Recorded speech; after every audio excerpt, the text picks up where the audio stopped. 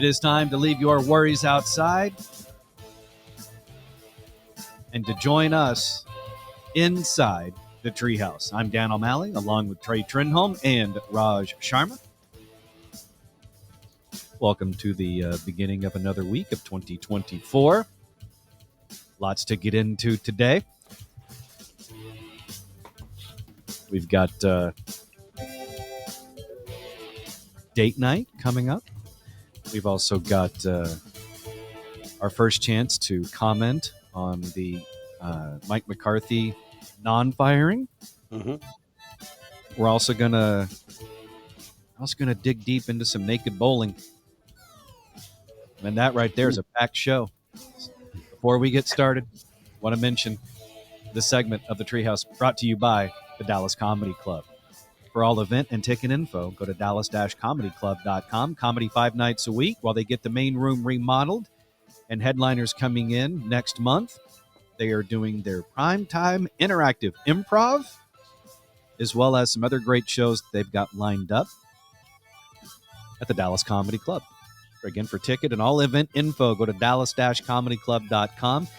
Not only is it where funny, your new home for funny in Dallas-Fort Worth, but it's also the safe corner of Deep Ellum. That's another slogan they can start using.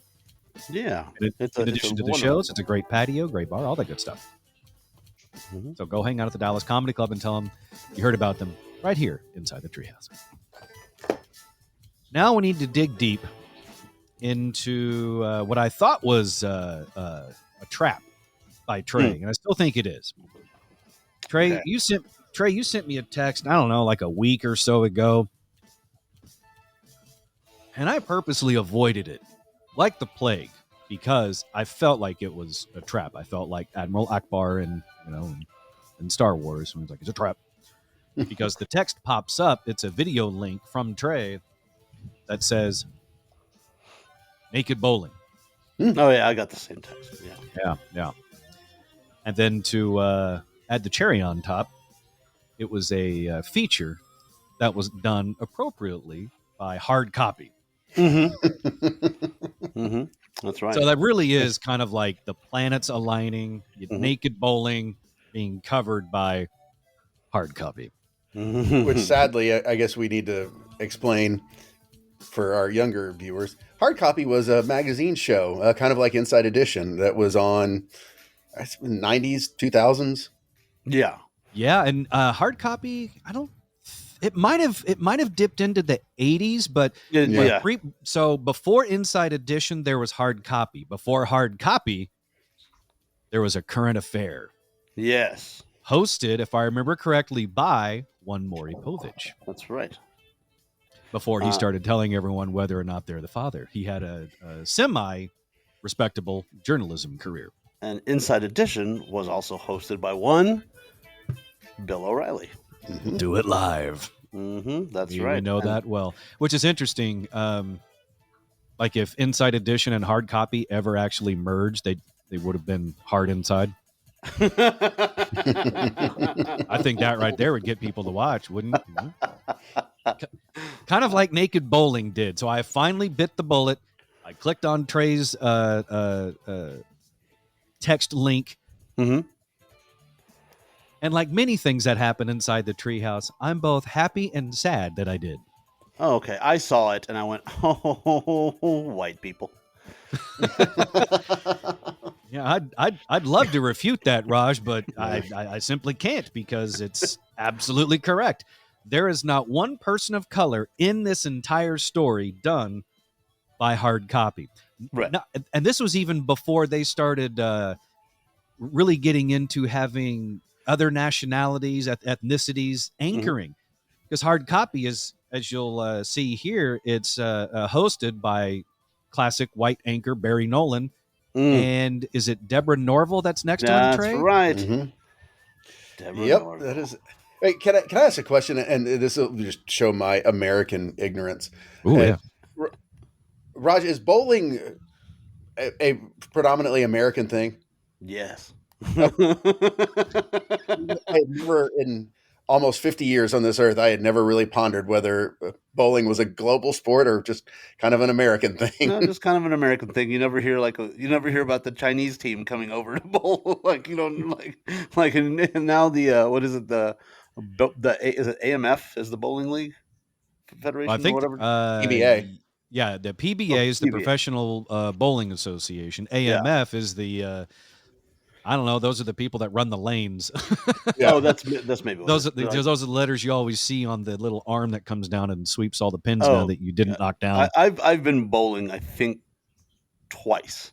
Really? Growing up in Mesquite, I figured that would have been at least a weekly thing. No. That was the Showtime lanes were in Mesquite, and we went once after prom, and I think we the next morning after prom, and then we went to. I think I went there once after that. But no, it's just not a our people thing. Like there's too many people in those shoes. Like that's gross. Maybe it's because you didn't have the proper lure to get you to the bowling alley. Mm-hmm. And in this case, maybe what you were truly craving to get you inside of a bowling alley is naked old people. Yes, that's what I know I was missing. Well, you're not going to be missing it anymore because circa 1990, here is Hard Copy's feature about naked bowling in a small town. Oh, wait, I have to unmute it. One moment. Okay. Yeah. Now we're talking. Static. No one in Lake Elsinore, California expected the eyeful they got on family bowling night. Folks in bowling shoes and nothing else. Yeah. Old bowling footage, black and white. It's the all-American sport. Family time, grilled cheese, team spirit.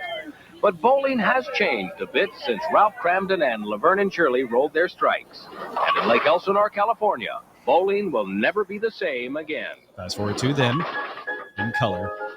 Meet the Sun Bunch Sunday Bowling League. 50 ladies and gentlemen who prefer bowling at the Brookstone Lanes in nothing but their bowling shoes and socks. What's going to be next is now this. If we allow to have nude bowling, okay, what's next? So we say, well, since we have nude bowling, now we can have nude shuffleboard. Yeah. And then it's nude golfing and nude swimming. And before you know it, nude fucking. And we can't have that. The Sun Bunch has found themselves under fire from home and above. They've been ordered to grin and bear it and keep their pants on.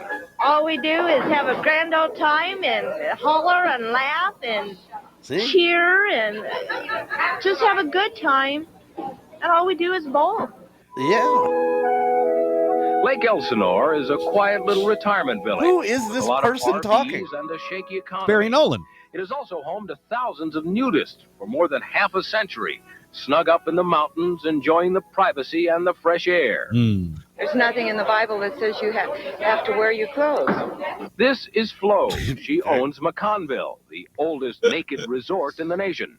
A couple of the early founders of nudism in America were both ministers. What a shock. This man came to town, one of the more unusual men of the ministry. Because he rides a motorcycle. Alvarez brought his congregation to this peaceful valley 4 years ago. We say, okay, Lord, would you join a nudist colony? And I'm telling you straight up, God is saying, no, I wouldn't. But still, everyone got along until the nudist took over the bowling alley. Gigi Wattel founded the Sun Bunch League last September. With her naked bowlers, the Brookstone Alley finally had enough revenue to stay open on the weekends. Yeah. Look at that. I told them that it is a nudist bowling league. They have to check with the fire department, the health departments, all the different, departments. The titty department. They said it was all right. Ass department. The Sun Bunch blackened the windows and shaded the doors and went about their bowling. And for most of the season, the Sun Bunch was rolling along. They even bolstered Lake Elsinore's employment by hiring Penny at the snack bar Penny. and Lonnie to guard the door. Penny and Lonnie. They're not hurting anyone. They're having a good time for themselves, and it's bringing money for us. Real quick, how was this not an 80s sitcom? How is You this got not Penny who's renting the shoes, Lonnie the security guy, and all the naked people bowling at the bowling alley. This sounds like a 1940s propaganda ad. It's like, and don't forget to buy war bonds. Like that's like the guy who's talking, like this Barry Nolan guy is like, and this is how our boys felt when they saw the nudists. Titties for America. And down with Hitler. Brought to you by Johnson and Seems Johnson. the folks up at Pastor Rich's Christian Fellowship didn't cotton to the idea of naked people in the bowling alley. They called the State Alcohol Control Board. Oh, those bastards. It's kind of like, hey, buddy, if you want the Christians to bowl there, you're going to have to tell these people to put clothes on. Just last week, the state alcohol folks came around. The inspector said there are rules about serving alcohol around naked people. And what's a bowling alley without beer? We pointed out to him that it had nothing to do with us and that we were fully clothed as servers and that we were just serving nudists. He said that didn't make any difference. He was going to use that regulation to take away our license. The Sun Bunch offered to forget the beer if they could finish up the season in the buff. But it was too late. Damn it. We came here Japanese to had bowl, already not arrived. drink beer. We want to see naked people. Good Lord, we see them all day long. So we didn't come here for that. We want to finish our league.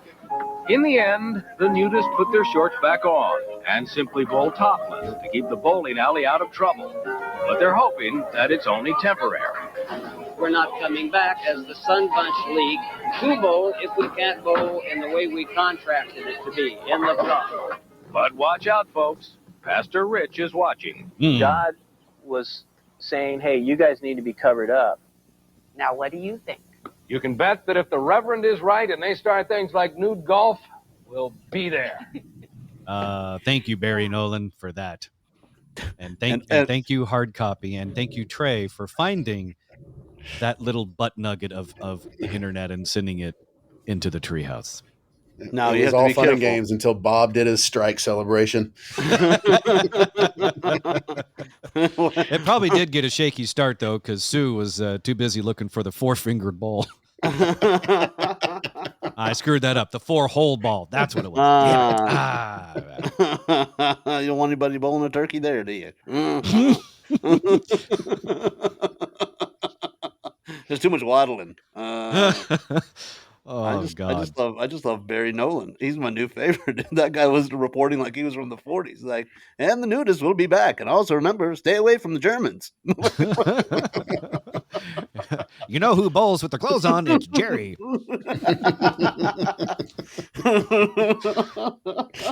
Oh, that was great. Thank you so much, Trey. I didn't watch it because I knew what it was going to. It says white people.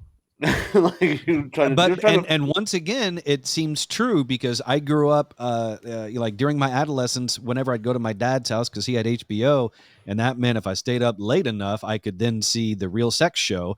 And that was when I realized that most of the people that were naked on Real Sex were the people you didn't want to see naked. Kind of like at nudist places. It's not exactly Victoria's Secret models and Playboy bunnies running around at the nudist colonies. No. These are the people. That's why they're in the mountains. Like they just go away. Like we don't want to be able to look up and see it. So just go up into a mountain somewhere. But I admire their stance on wanting to finish their league to the point where they agreed to put pants on. That's dedication But the ladies, it's the ladies are still swinging. And if we're being honest, most of the men are not exactly in great shape, so they're swinging too. I mean, and I think that's the most offensive part.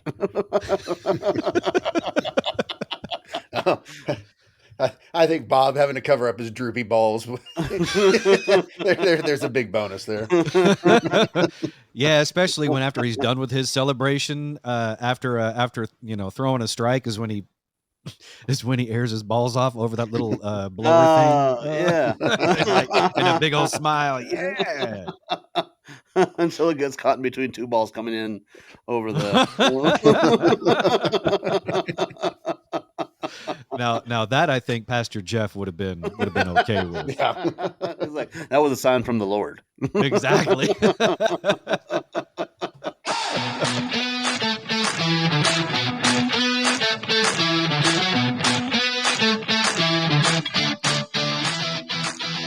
You're listening to the Treehouse. Visit us online at treehouseonair.com.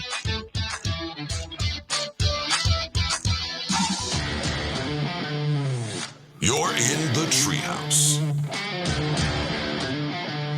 Visit us online at treehouseonair.com. This segment of the Treehouse brought to you by Cook DFW Roofing and Restoration. Give Daniel and Carrie Cook a call for your free roof inspection, especially with all the cold weather we've had. Cold weather can damage your roof, so get a free roof inspection. Let them get up there and check it out for you for free.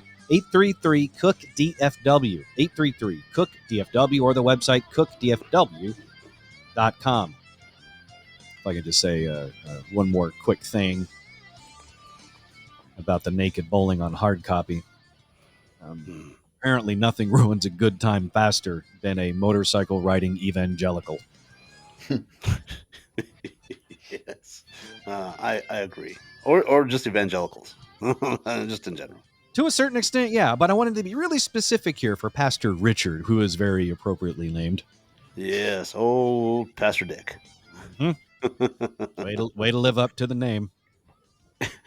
Which, by the way, I really hate it when people claim to speak for God. It's like, no, I talked to God. I asked him, and he said, "Put your clothes on." And then I got on my motorcycle and ran away. It's like, well, I bet Pastor Richard felt really weird the first time he rolled into Sturgis. Yeah, that's as I don't think they would they let him in. I don't know. I mean, not with that attitude. Yeah, I got invited to a buddy of mine was a vice president over at Triumph, and he's like, "You got to come to Sturgis with me," and I'm like, "Nah, I'm good. I'll pass." Yeah. He's like, "No, you got to, man. Come on." I'm like, "No, is there a stop before?" Like, I'll go all the way to that part. Is there South Sturgis? Yeah, is there a non-murdery part of it? Because I'll go to that spot. No, you guys go have fun over there, and I'll be over here. Well, so I mean, yeah, the history of the Dakotas is steeped in murder, so you know. You sound like a really dejected tour guide of the Dakotas, like the tour guide on his last day. It's all murder here, folks. That's all we've done. I watched Deadwood. I know. Speaking of nudists, and meaning that those are typically the people I don't want to see naked. Mm-hmm. I feel like it's a natural segue to bring up someone else that I would not ever want to see naked at a nudist camp, nor do I want to see him on the sidelines again as head coach of the Cowboys, and that is, of course, Mike McCarthy. And Jerry Jones released a statement the other day. I read the whole statement, and I almost said where he pointed out and stated his confidence in Mike McCarthy to lead this team to the promised land. But as I go back and think about what he actually said in the statement, he really didn't say that this guy's great. He just said, he thinks it's their best shot, and which tells me it's kind of a lack of options, because I feel like Jerry Jones is making this decision based on his age. He thinks this is my last window to see a Super Bowl before I die. And the best way to do that is to let McCarthy finish this out, because if he brings in somebody else or hires somebody else, then there's going to be some rebuild, and Jerry might die before he gets to hoist the trophy one last time. Trey, I am curious to know your thoughts on McCarthy sticking around. I would love to say I'm shocked and surprised, but it's so typical of Jerry. And that's, I think this pressure, the pressure he feels because of his age, I think that's been part of what's been guiding the team for probably the last 10 years. Mm-hmm. And I don't know how you watched that game and watched Green Bay just dismantle you and go, no, but we're on the right path.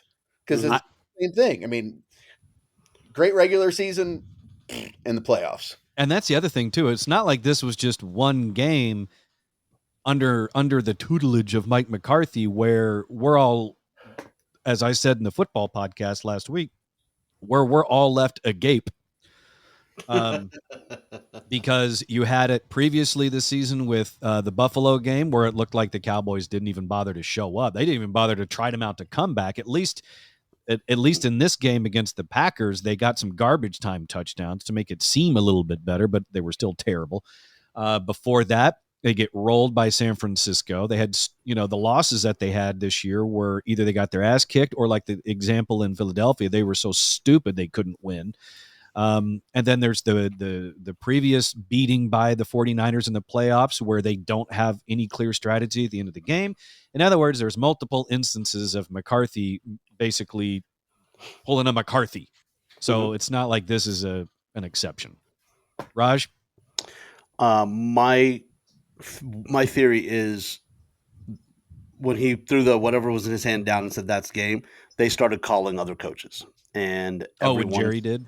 Yeah, his kids and him started calling other coaches and offering out the job, and I'm pretty sure are you going to give up the general manager's position so that we can have more control came up, and Jerry said nope, and the only person that would agree to it was Mike McCarthy, and everybody else said no.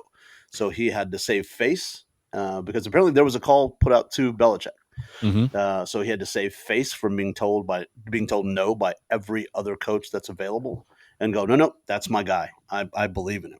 So it's all. Yeah, if Belichick would have been like, you know what, you keep all the control and just let me do this, and I'll do this, and I'll get us. He would have immediately taken.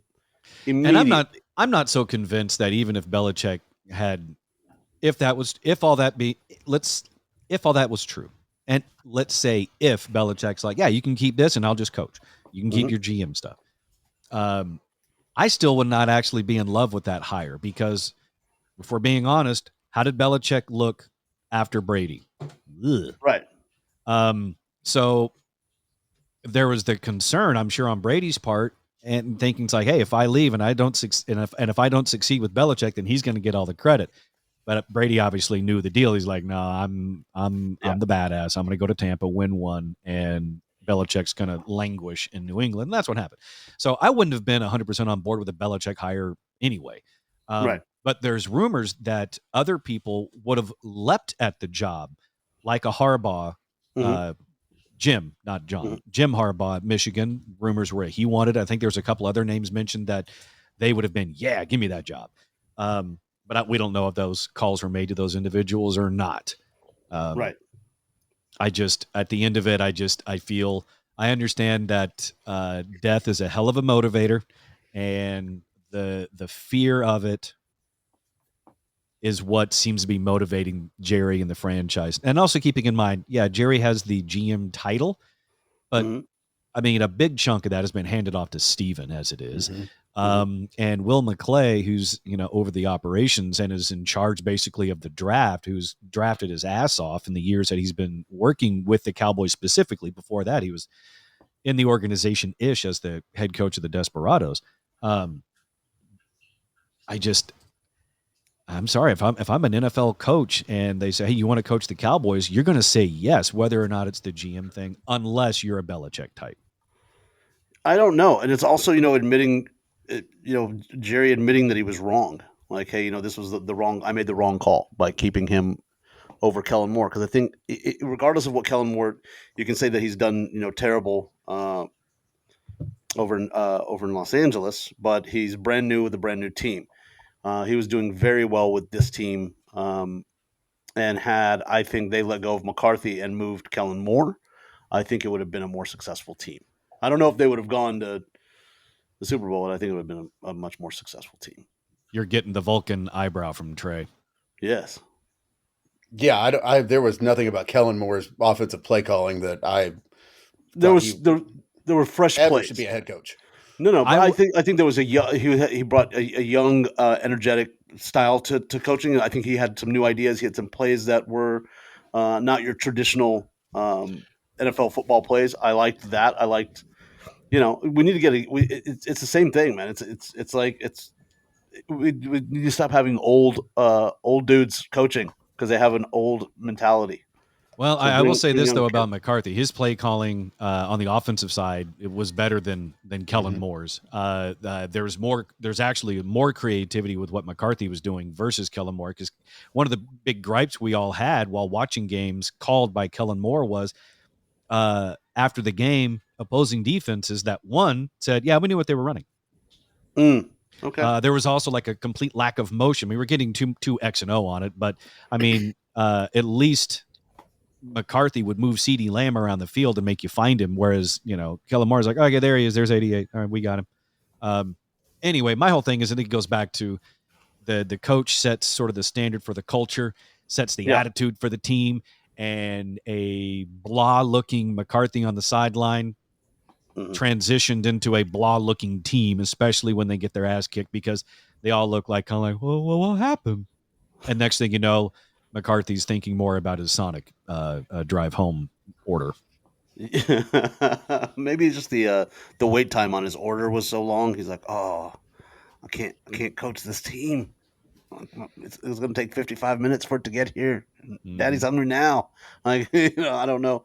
I just think keeping McCarthy here for, what's the contract extension? Another year? There's not an extension. He's got 1 year left on 1 his year deal, left, and so does Dak. And that's what's he's just basically, whether or not he sees the end of the contract, I don't know, because if they start the season like crap, then Jerry will bounce him. I think the big question is going to be is whether or not we retain Dan Quinn, because in my mind, you could have very easily jettisoned McCarthy and upped Dan Quinn. And, that would have been great. Yeah. And not had a huge loss other than figuring something out on the offensive side. Yeah, I think that would have been. I would have preferred that. I think that would have been great. Yeah, that's a. But again, it is the fans calling for McCarthy's head and Jerry going, "No, I'm not wrong." I think then that what we're left with is that clearly McCarthy has video of Jerry Jones naked bowling, and that's the only thing keeping him on the sidelines. Although, let's be honest, if a video of Jerry Jones surfaced of him naked bowling, especially circa 1990, and being caught on camera by hard copy, would any of us have been surprised? No. Grossed out, but not surprised.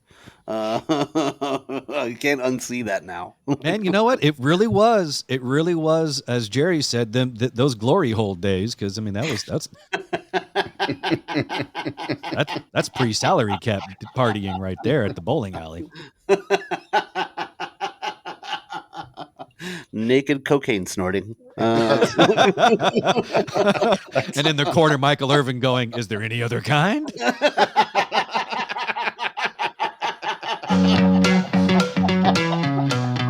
in the Treehouse. Visit us online at treehouseonair.com.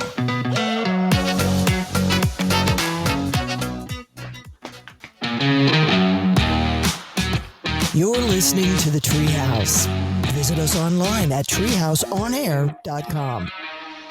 This segment of the Treehouse is brought to you by Brooks Plumbing. In case any of the cold weather did a number on your pipes, give Jacqueline and her family a call at Brooks Plumbing, 214-368-3838, 214-368-3838, or that website is brooksplumbingtexas.com. Just a real quick yes or no. Are you guys fans of the Applebees, your neighborhood restaurant, or is it your neighborhood bistro? I don't know if I've ever been. Oh, an Applebee's virgin. You're from Mesquite and you've never been to Applebee's? That's a serious accomplishment. I've been to Chili's enough time to count on one hand. And I don't. Isn't that kind of the same place? No. Chili's has chicken crispers. No, they don't anymore. They've taken. I know they got rid of the skillet queso, and that's I think where they kind of. The Jay McClintock, the GM over at the GM Jay McClintock at the Addison Improv refuses to ever eat at Chili's again because they removed the crispers. You know what? I understand the boycott. I understand the position, and I respect it. I maybe have been inside the bar to have a beer, maybe. At Applebee's? I don't think I've ever been to an Applebee's. I can almost. Trey, are you a big foam finger number one of the Applebee's? I've been to Applebee's. It's been a minute, and there are none around me. Applebee's is like a mall suburbs type thing in my mind more than anything. You're closer to the heart of Dallas, and there's not a whole lot of Applebee's action there. Isn't the one where you used to live in, where I currently live now? Isn't the one across from that Walmart? Isn't there on Marsh? Isn't there an Applebee's right there? In that Carrollton area? Next to the Whataburger and the Starbucks. Isn't that an Applebee's right there? I believe it is. Yeah, there is an Applebee's there. And the entire time that Tara and I lived in that general vicinity of Frankfurt and Marsh, we went to that Applebee's once. Oh, okay. It's not a good Applebee's? I don't know the difference. Does that exist? I mean, I don't know. I don't know. It's like all I know is I'm asking you guys this because Applebee's just in time for Valentine's Day. So Raj, if you're looking for something to get your lady for Valentine's Day, got you. I've got you. Okay. Applebee's has announced their date night pass for $200.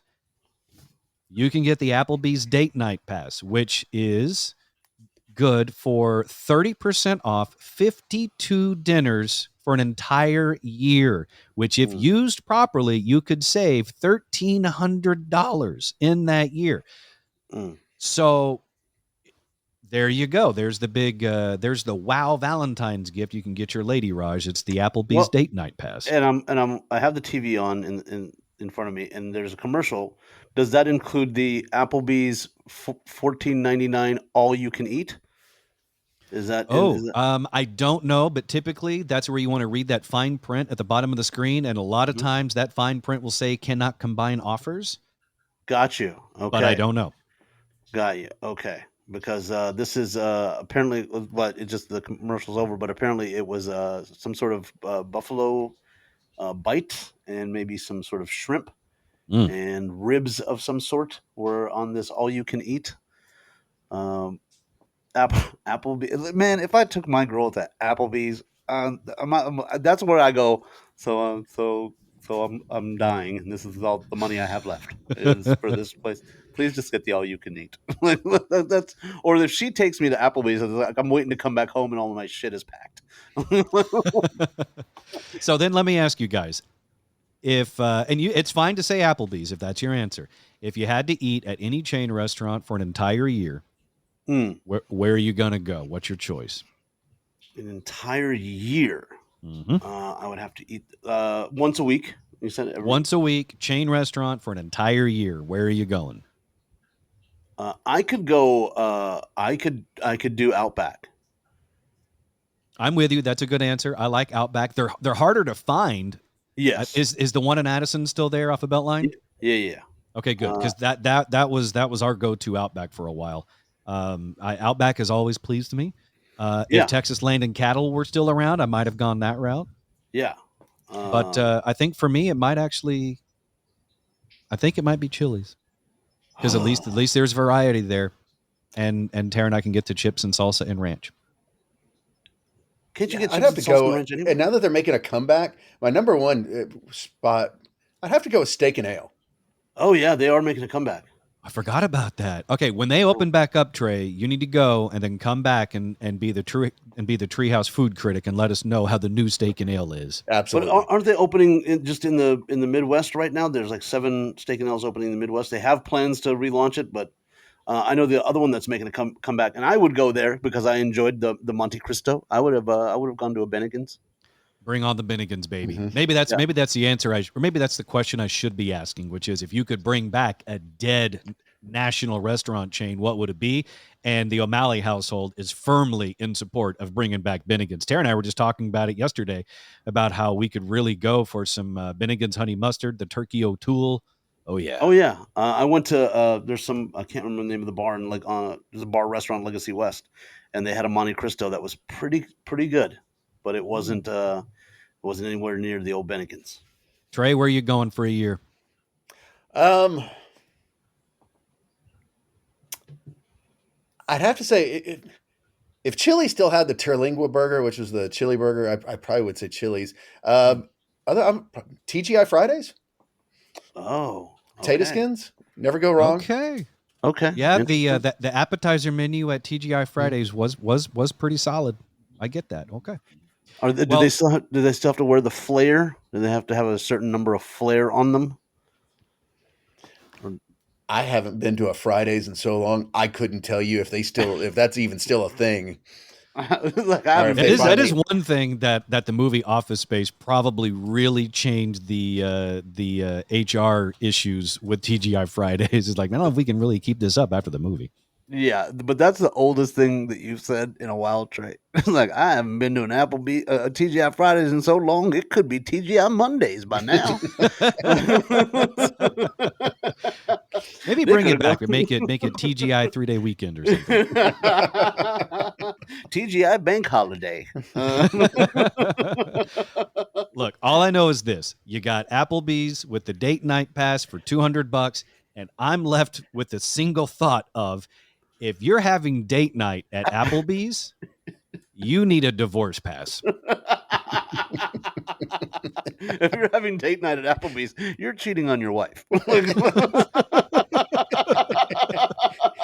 If you're using date night pass at Applebee's, you've spent over $3,500 at Applebee's, and you need to question all your decisions. Applebee's. Who knew hookers like to eat here? Oh, come on. You knew. You knew. The dollar marks get him every time. All right. Thanks for hanging out with us inside the Treehouse, episode 71. We'll see you later on this week. Back inside the Treehouse. For now, have a great week. Raj, good luck at physical therapy. Thank you. Trey, if you roll past the TGI Fridays, hop in. I'm gonna stop by the Ritz and ask one of the hookers. I'm like, I know you're slumming it here, but how about let's go to Applebee's? Why don't you ditch this place? Yeah, or she'll just look at you and go, "Great, I have a date pass."